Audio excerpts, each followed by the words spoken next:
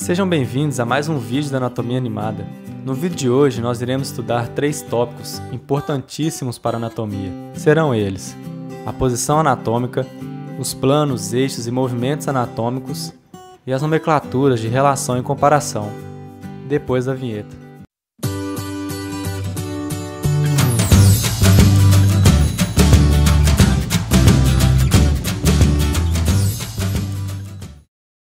Bom, então o que é a posição anatômica e por que ela existe?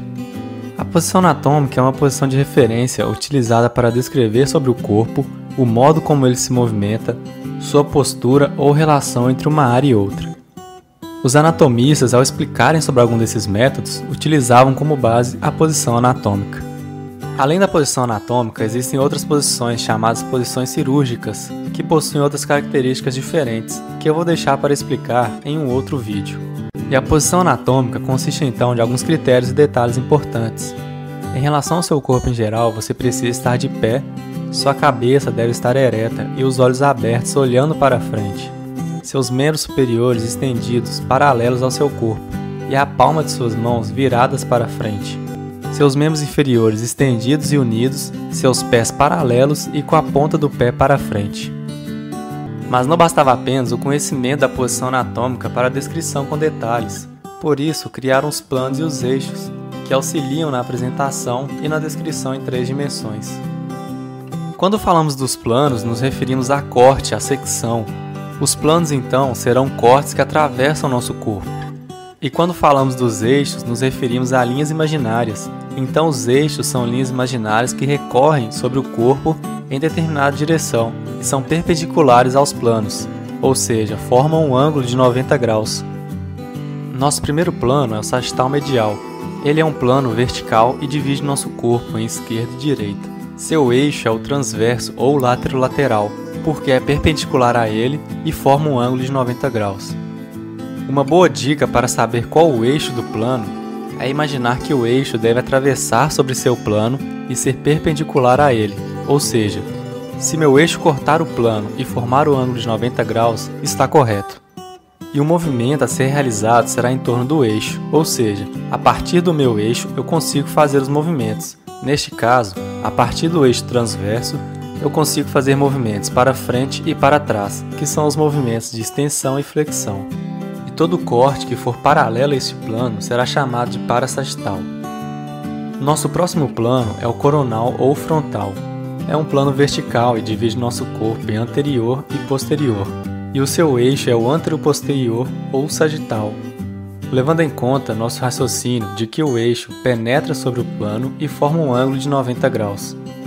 E o movimento a ser realizado a partir desse eixo é de abrir e fechar, ou seja, adução e abdução. O próximo plano é o transversal ou horizontal, que divide nosso corpo em superior e inferior. Seu eixo é o superinferior ou longitudinal, pois é o eixo que penetra sobre meu plano e forma um ângulo de 90 graus. E o movimento a ser realizado a partir desse eixo é de rotação para dentro e para fora, ou seja, rotação medial e lateral. E por fim, temos o plano oblíquo. O plano oblíquo será qualquer plano que não seja exclusivamente sagital, coronal ou transversal, e não seja paralelo ou perpendicular a nenhum desses planos. Vamos ver agora os termos de relação e comparação. Existem vários termos e eu vou citar os mais usados e mais importantes. Começando pelo termo de relação, teremos 3 grupos. O primeiro grupo é o anterior e o posterior. O anterior ou ventral significa dizer que o objeto está na frente em relação a outro. E o posterior ou dorsal significa dizer que o objeto está atrás em relação a outro. Neste exemplo, eu usei o coração em relação à coluna vertebral. O coração está na frente da coluna, então dizemos que ele é anterior à coluna. E a coluna está atrás do coração, então dizemos que ele é posterior ao coração. Nosso segundo grupo é o superior e inferior. O superior ou cranial significa dizer que meu objeto está acima em relação a outro. Já o inferior ou caudal significa dizer que meu objeto está abaixo em relação a outro. Neste exemplo, eu usei o pulmão em relação ao fêmur. O pulmão está acima do fêmur, então dizemos que ele é superior ao fêmur. E o fêmur está abaixo do pulmão, então dizemos que ele é inferior ao pulmão.